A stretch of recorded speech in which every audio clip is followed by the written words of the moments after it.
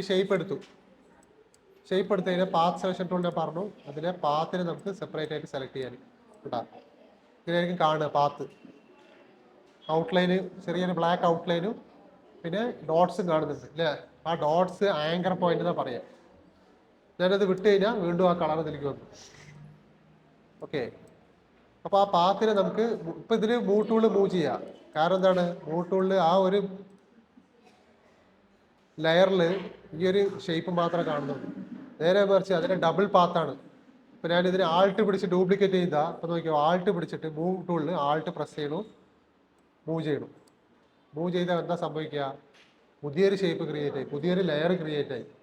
നേരെ മറിച്ച് ഞാൻ ഇതേ വർക്ക് പാത്ത് സെലക്ഷൻ ടൂൾ എടുത്തു, എന്നിട്ട് ഈ ഷേപ്പിൽ ക്ലിക്ക് ചെയ്തിട്ട് ആൾട്ട് പിടിച്ചിട്ട് നീക്കി നോക്കിയേ എന്താ സംഭവിച്ചത്. സെയിം ലെയറിൽ തന്നെയാണ്, പക്ഷെ നമ്മുടെ വെക്ടർ മാസ്ക് കാണുന്നില്ല, അതിൽ 2 സർക്കിളായി.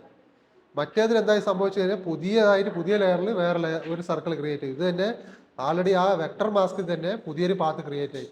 ഇപ്പൊ അപ്പൊ ഇനി എനിക്ക് പാത്ത് സെലക്ഷൻ ടൂൾ വെച്ചിട്ട് ഇൻഡിവിജ്വൽ ആയിട്ട് നമുക്ക് മൂവ് ചെയ്യാം.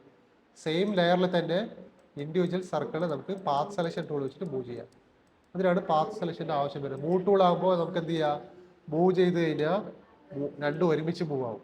ഒരിക്കലും ഇൻഡിവിജ്വൽ ആയിട്ട് മൂവ് ചെയ്യാൻ പറ്റില്ല. പാത്ത് സെലക്ഷൻ ആകുമ്പോൾ നമുക്ക് ഒരേ ലെയറിൽ തന്നെ കൂടുതൽ മൂവ് ടൂൾ, അതായത് ഷേപ്പിനെ നമുക്ക് ഇൻഡിവിജ്വൽ ആയിട്ട് മൂവ് ചെയ്യാൻ പറ്റും. അതുകൂടാതെ രണ്ടും കൂടി കണക്ട് ആയി കഴിഞ്ഞാൽ കുറെ കാര്യങ്ങളുണ്ട്. അതിനാണ് നമ്മുടെ കാണാൻ പറ്റും. നമുക്ക് സെലക്ഷനിൽ മുന്നേ പറഞ്ഞില്ലേ, സബ്ട്രാക്ട്, ആഡ്, അതേപോലെ 2 ഷേപ്പുകൾ തമ്മിൽ കണക്ട് ആകുമ്പോഴുള്ള അഡ്ജസ്റ്റ്മെന്റ് ആണ് ഇവിടെ കാണുന്നത്. Add, subtract. സാധാരണ ആഡിലായിരിക്കും കിടക്കുക. ഇപ്പൊ എത്ര അതിന് ആഡാണ്, ഞാൻ അതിന് സെലക്ട് ചെയ്തൊരു സബ്ട്രാക്ട് കൊടുത്തു കഴിഞ്ഞാൽ നേരെ ഓപ്പോസിറ്റ് ആയി, സബ്ട്രാക്ട് ആയി. ഇപ്പൊ രണ്ടാമത് വരച്ച ഷേപ്പ് ഇതാണ്, ഇതിന് സെലക്ട് ചെയ്തിട്ട് ഞാൻ സബ്ട്രാക്ട് കൊടുത്തു. ഫസ്റ്റ് വരച്ച ഷേപ്പിന് സബ്ട്രാക്ട് കൊടുത്തപ്പോൾ മൊത്തം കളറായി. രണ്ടാമത് വരച്ച് ആൾട്ട് പിടിച്ച് ഡ്യൂപ്ലിക്കേറ്റ് എടുത്ത സർക്കിളിന് സബ്ട്രാക്ട് കൊടുത്തപ്പോൾ ആ സർക്കിൾ എവിടെയൊക്കെ ആ മറ്റേ ആൾറെഡി ഉള്ള സർക്കിളിൽ ടച്ച് ആവണോ അതൊക്കെ എന്താണ്, കളറ് സബ്ട്രാക്ട് ആവുകയാണ്. വീണ്ടും നമുക്ക് ആഡ് കൊടുത്തു കഴിഞ്ഞാൽ വീണ്ടും ആഡ് തന്നെ പോകും. സബ്ട്രാക്ട് കൊടുത്തു കഴിഞ്ഞാൽ സബ്ട്രാക്ട് ആകും. ഇന്റർസെക്ട് കൊടുത്താലോ, 2 സർക്കിൾ എപ്പോഴാണോ കണക്ട് ആവുന്നത് അവിടെ മാത്രമേ കളർ വരുള്ളൂ. 2 വിട്ട് വെച്ച് കഴിഞ്ഞാൽ കളറേ ഇല്ല. 2 അവിടെ ഇവിടെ ചെറുതായിട്ട് ടച്ച് ചെയ്ത് കഴിഞ്ഞാൽ അവിടെ മാത്രമേ വരുള്ളൂ കേട്ടാ.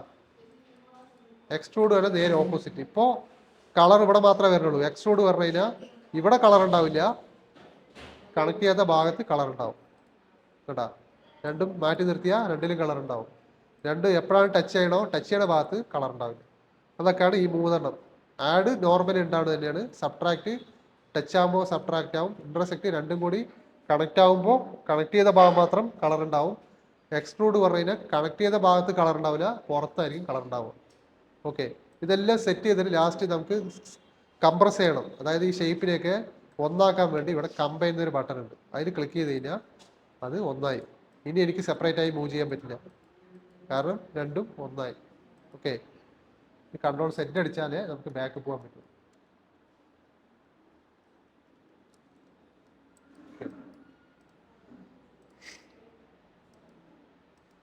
എനിക്കത് ഈ ഷേപ്പിനെ സെലക്ട് ചെയ്തിട്ട് ഡിലീറ്റ് ചെയ്ത് കഴിഞ്ഞാൽ ആ ഷേപ്പ് പോകും.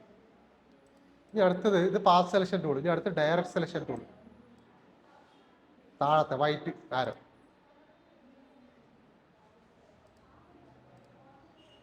ഓക്കെ, ഡയറക്റ്റ് സെലക്ഷൻ ടൂൾ ഞാൻ ഫസ്റ്റ് പറഞ്ഞു, ഓരോ dots anchor point. Path selection tool നോക്കിയാൽ തന്നെ നമുക്ക് കാണാൻ പറ്റും. പാത്ത് സെലക്ഷൻ ടൂൾ എടുത്ത് നീക്കിയാൽ തന്നെ ഈ സർക്കിൾ 4 ഡോട്ട് ഉണ്ട് അല്ലേ. ആ ഡോട്ടിനെ പറയുന്നത് ആങ്കർ പോയിന്റ് എന്ന് പറയാം. ആ ആങ്കർ പോയിന്റിനെ നമുക്ക് ഇൻഡിവിജ്വലായിട്ട് നീക്കാനും എഡിറ്റ് ചെയ്യാനും പറ്റും. അതാണ് ഡയറക്റ്റ് സെലക്ഷൻ ടൂൾ. ഇപ്പോൾ ഇതുണ്ട, ഈ ഡോട്ടിൽ ഞാൻ ക്ലിക്ക് ചെയ്തു, ഇപ്പോൾ ഒരു വര വന്നു അല്ലേ. ഇവിടെ സെലക്ട് ചെയ്തപ്പോൾ ഇവിടെയും വര വന്നു, ഇവിടെയും വര വന്നു, ഇവിടെയും വര വന്നു. പുറത്ത് ക്ലിക്ക് ചെയ്ത് കഴിഞ്ഞാൽ എല്ലാം പോയി. വീണ്ടും ഞാൻ ഇവിടെ മാത്രം ടച്ച് ചെയ്തു. ആ ഓറൻഡ്രോ ക്ലാസ് വേണോ, സ്ട്രെങ്ത് കുറവാണോന്ന് അറിയില്ല. ഇരുന്നോ, വേണമെങ്കിൽ ഇത് കഴിഞ്ഞിട്ട് എടുക്കാം. ഇരുന്നോ. ഇനി ഈ ആങ്കർ പോയിന്റിന് ഇരുന്നോ, ബാക്കിൽ ഇരുന്നോ, ഇത് കഴിഞ്ഞിട്ട് എടുക്കാം കേട്ടാ.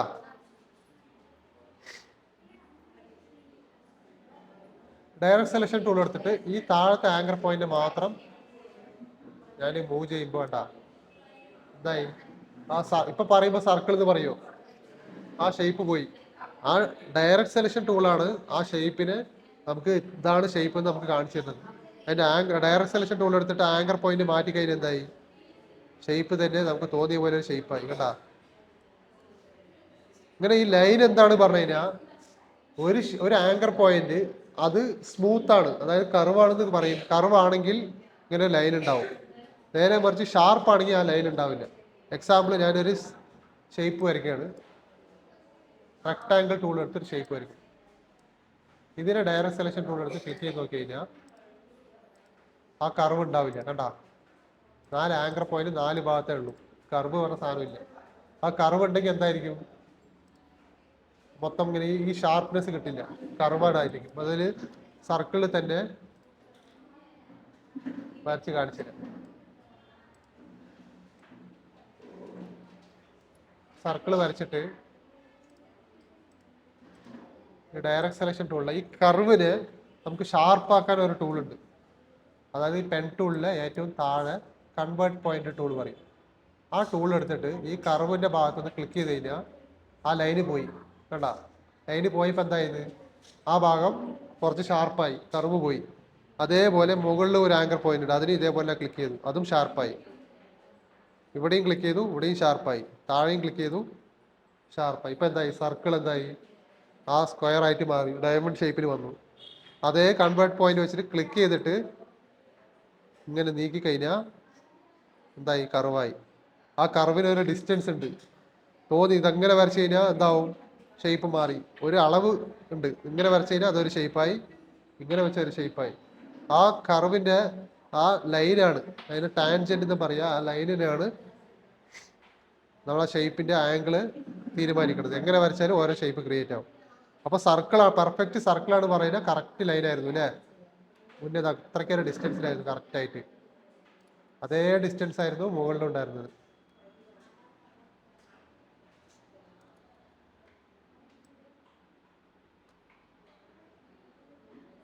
ആ എന്താണ് എന്താണ് മതിയായ? ഓ ശരി, ആയിക്കോട്ടെ, എന്നാ കുഴപ്പമില്ല.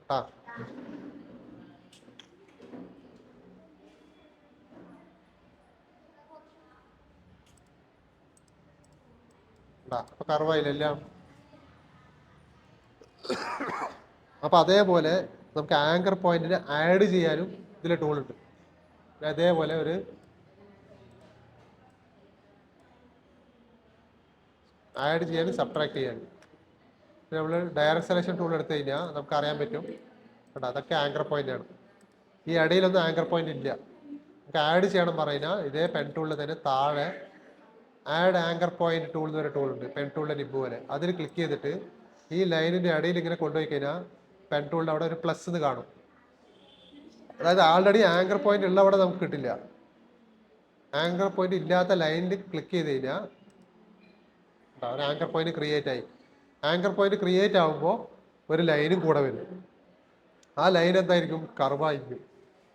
ഞാൻ ഡയറക്റ്റ് സെലക്ഷൻ ടൂൾ എടുത്തിട്ട് ആ ആങ്കർ പോയിന്റ് മാത്രം താഴോട്ട് വെച്ച് കഴിഞ്ഞാൽ കണ്ട കർവായിട്ടാണ് വന്നത്. അത് ഷാർപ്പാക്കണമെങ്കിൽ നമ്മൾ കൺവേർട്ട് പോയിന്റ് ടൂൾ എടുക്കണം, ആ ഭാഗത്തുനിന്ന് ക്ലിക്ക് ചെയ്യണം. എന്തായി, ഷാർപ്പായി. വീണ്ടും ഡയറക്റ്റ് സെലക്ഷൻ ടൂൾ എടുത്തു, അത് എവിടെ വേണമെങ്കിൽ നമുക്ക് വെക്കാം. നമുക്ക് എല്ലാ ആങ്കർ പോയിന്റ് വേണ്ട,